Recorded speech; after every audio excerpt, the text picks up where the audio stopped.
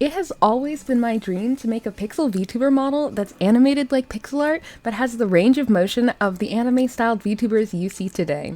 This is Blue, the original character of the amazing pixel artist Mugi. To bring her character to life, I used a variety of new skills such as unique complex layering and the art, rig armature, animation, refining, addition technique, or the ada technique for short. I apologize for being cringe. To make this model a reality, I needed to deepen my understanding of model layering as well as animation, so I'll walk you through the entire ada technique in under 5 minutes. I think the art is most important when creating a model because it lays the foundations for what one can achieve through rigging. I spent time understanding Mugi's art style to rig a model that animates like her art. My only regret is not making the hair as flowy as I had initially drafted, but I'll get to that in the next step. I also spend time learning better animation techniques through other artists so that I can make the natural choppiness of pixel art feel more fluid. The complex layering I used for this project was pixel circles.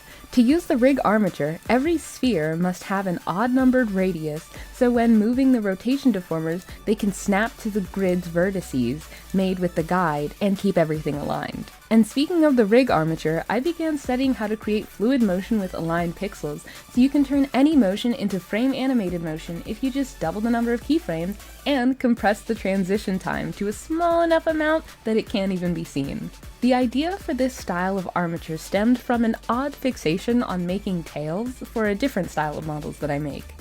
The armature is actually Live2D's skinning method completely done by hand, where every art mesh has a counter rotation to offset the main rotations of the deformer's angle. Live2D simply cannot handle the creation of hundreds of rotation deformers for a full-sized model, so this is where my animation steps in.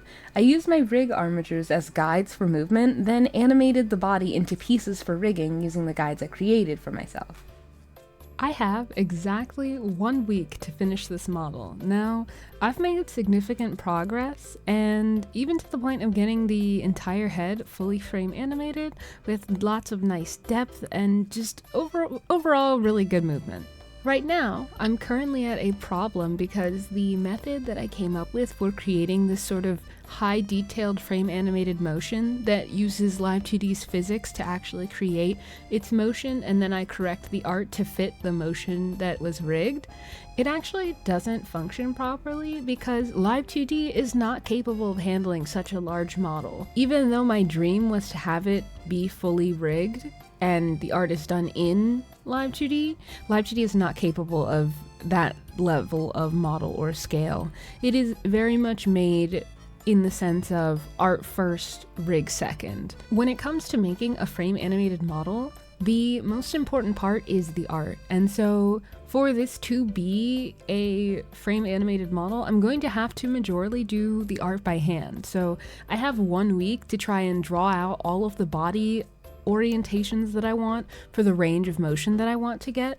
The refining step is basically like saving and exporting over and over again to see which elements I need to cut out, which parts I need to rework, which animations don't really line up with everything else that I have, and sometimes things fully get thrown away. I had to reduce the motion of the body objects as it's a hassle to go back and forth to refine animations for conditional movement. For every condition I want the animations to meet, the workload would scale multiplicatively. For this very reason, I cut out the elbow movement and reduced the frames of the hand animation.